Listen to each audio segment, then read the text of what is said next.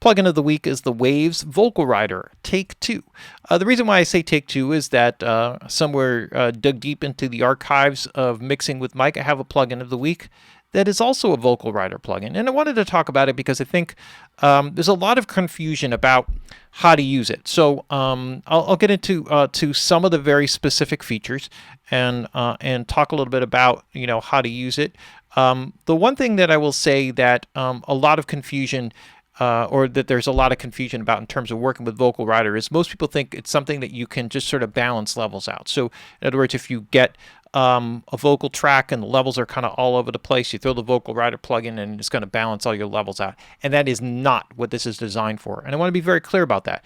This is a plugin that was very specifically designed to emulate the mixing techniques of mix engineers working with moving fader automation.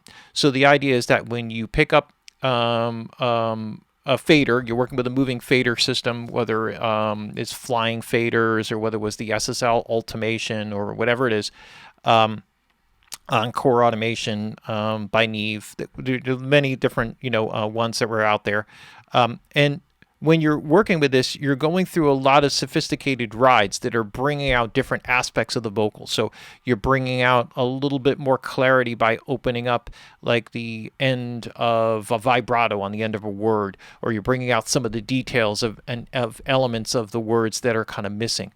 And so some of these techniques would kind of require some kind of radical moves. And if you were to do a mix like, in automation, just doing the vocal rides of the lead vocal could take anywhere from an hour to 2 hours, just like sitting there riding every single word and every single phrase and kind of balancing it out.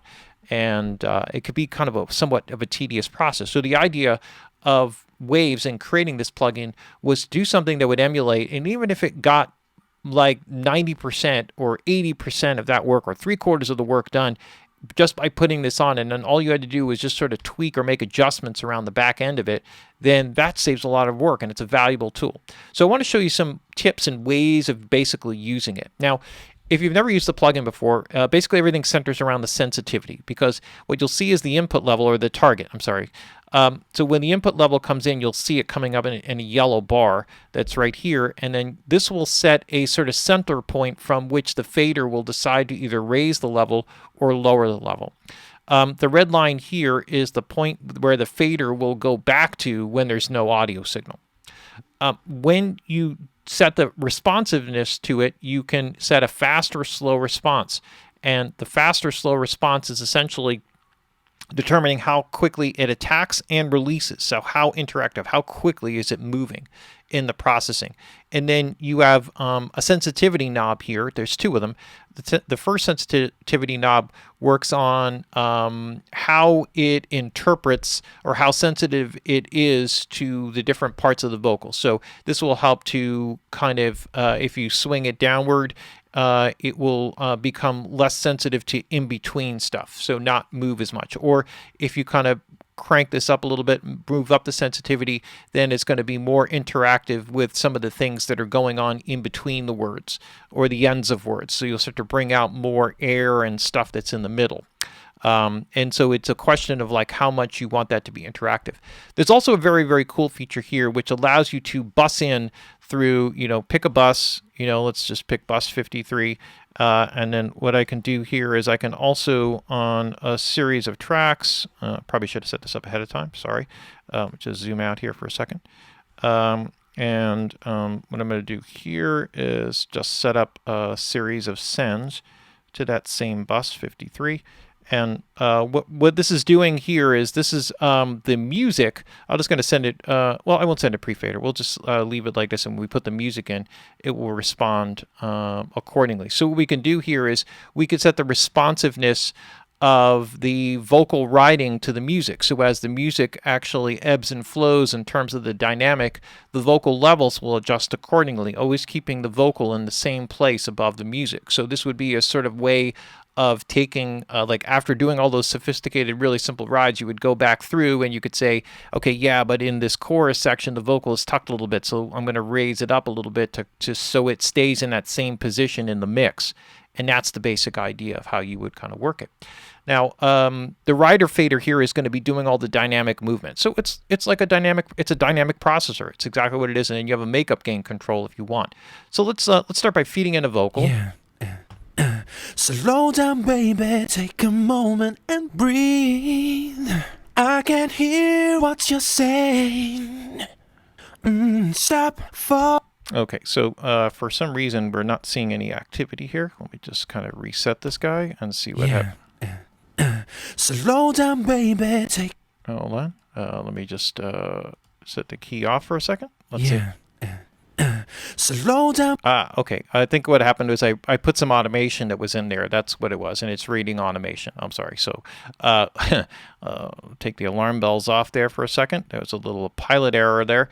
So now let's see. We'll have an input level coming in here, and we'll adjust our sensitivity accordingly. Slow down, baby, take a moment. So you can see it responding to the vocals. So I want to set this. What you're saying. Stop for a minute, come sit there with me. I can see you're afraid, and I don't know what to tell you. You're scared I might fail you, and so you're leaving. So what I'm doing is when I'm setting this target mode here, I'm trying to find that place where the vocal rider fader is kind of going down and up. It's basically crossing over that 0 point. So I'm getting, in other words, it's not always pushing gain. Like sometimes you'll kind of go in, and this is a very end stage processor. So it's after all your compression. It's like the last thing in the chain, all of your vocal processing, and you do it at the end of the mix, because if you start making adjustments to these processors and you raise the output gain, when it feeds into here, this is all of a sudden going to respond differently. So that's an important thing to understand. So what I want to do here, though, is I want to get it with this target mode so that it's basically moving more or less centered around this 0 point. So it's taking away gain and adding gain. So it's a form of compression here. And now I want to set the responsiveness. Slow down, baby, take a moment and breathe. I can't hear what you're saying. So you see the movements are more radical. Stop for a minute, come sit there with me. I can see you're afraid. Where the movements in slow mode I don't know what to tell you. Are a little bit smoother. So depending upon how responsive you want it to be, that's going to be the basic way that you're going to start. So now here I have an additional sensitivity, which works relative to what's going on here. Slow down, baby. So you can see how and breathe. Becomes more. I can't hear what you're saying. So you see how much more sensitive it is to bringing up that in-between stuff. So if I do this, then it's going to be less responsive and less movement. Slow down, baby. Take a moment and breathe. I can't hear what you're saying. And you'll see like there's significantly less movement. So I can work within these and with this setting and the fast speed to get some kind of balance between the two. Slow down, baby. Take a moment and breathe. I can't hear what you're saying. Stop for a minute, come sit there with me. I can see you're afraid, and I don't know what to... So I almost feel like I want to raise this up a little bit because it's only cutting. So let's do that. Slow down, baby, take a moment and breathe. I can't hear what you're saying. Stop for a minute, come sit there with me. I can see you're afraid, and I don't know what to tell you. You're scared I might fail you, and so you're leaving here before it goes wrong. Don't you know you can't keep running from where you belong? So you can see here like how these interact with each other. So generally what I like to do is go with a slower setting because I generally like smoother stuff. I get kind of a little bit more of the in-between interactive stuff with the release times and the compression to kind of help to bring that out. The 1176 is a really good one. If you get like the all button in and you kind of really crush it a little bit, you can get a setting that kind of really pumps in that in-between stuff. So some of this stuff is not necessary. So I'm going to back this off a little bit and kind of go here to a softer setting. Slow down, baby, take a moment and breathe. I can't hear what you're saying. Stop for a minute, come sit there with me. I can see you're afraid, and I don't know what to. So let's say that you want it to be a little bit more active in terms of moving and dynamic. So the way that I would do that was to increase the sensitivity here. Now it's going to get more radical. Yeah. Slow down, baby, take a moment and breathe. I can't hear. But what I can do here with the range controls is now I can set some boundaries. So I can say, all right, that's fine. You can attenuate or cut, but only do so in plus minus 3 dB segments. And now I can basically set a range for what area those movements will occur in. Yeah. Slow down, baby, take a moment and breathe. I can't hear what you're saying. Stop for a minute, come sit there with me. I can see you're afraid, and I don't know what to tell you. You're scared I might fail you, and so you're. And therefore you can get a little bit more interactivity if you want a little bit more of an aggressive nature to it. So I'll kind of go to a fast setting, let it be more aggressive, and then kind of back off here on this sensitivity. Slow down, baby, take a moment and breathe. I can't hear what you're saying. Stop for a minute, come sit there with me. I can see you're afraid, and I don't know what to tell you. You're scared I might fail you, and so you're leaving here before it goes wrong. Don't you know you can't keep running from where you belong? So you can see how you can get it to be more responsive to how, to particular, and also contain it so it doesn't go so radical. So these are some things that people kind of misunderstand in terms of the way that they work with it. Now, there's also a way to set this up, and I'm not going to demonstrate this here, but you can see this where you can set it to write the automation. Essentially what you want to do is you want to set that the vocal rider fader to be automated up in I'll just demonstrate it very quickly just so you can kind of see. So if I have this here, I'm going to set the automation to a write mode.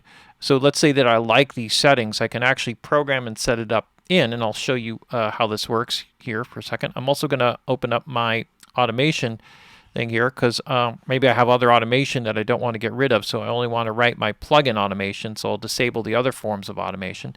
And then I can just go in and write these rides into an automation view. So let's just see here. I'll just show the vocal rider fader, and then we'll see the rides happening.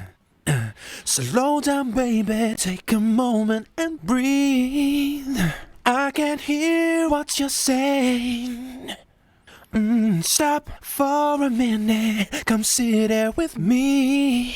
I can see you're afraid, and I don't know what to tell you. You're scared I might fail you, and so you're leaving here before it goes wrong. Don't you know you can't keep running from where you belong? Okay, so now we have this in. If I now switch it to read, now what happens is that this, and I can set this into read mode here, now this will just play back and this processing becomes essentially disabled. Now it's reading back the automation. So essentially what you're doing is you're saying, hey, write this into the automation as if you had actually done it by hand. The other cool part about this is that I can go in and I can take any particular part of this automation and say, like, I didn't like that so much, or I can essentially take different areas here and trim them down or kind of balance them out a little bit. Breathe. I can't hear what you're saying. And then you can also, like in Pro Tools, you can also increase the sensitivity, the number of breakpoints, for how it kind of works. And then this will help you to shape any kind of areas where maybe it got a little bit exaggerated. So maybe you got the basic settings you want, but there are a couple places where it just like, brought the breath out way too much. And that would be the kind of way that you can kind of tune it in.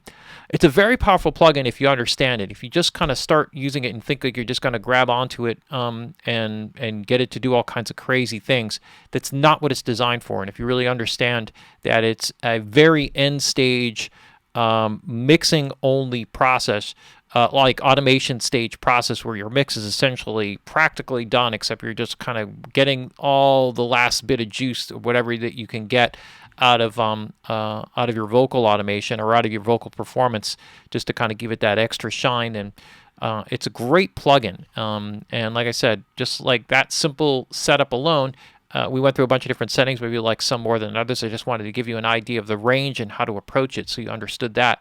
There's a lot of value in this plugin. A very, very cool one, and worth checking out. If you haven't, or if you've seen it and used it already and you were frustrated with it, maybe it's worth a revisiting after you've watched the video, to give you a little better of an idea of how to use it. All right, that's our plugin of the week. What we call a reprise, if you will, of the Waves vocal rider.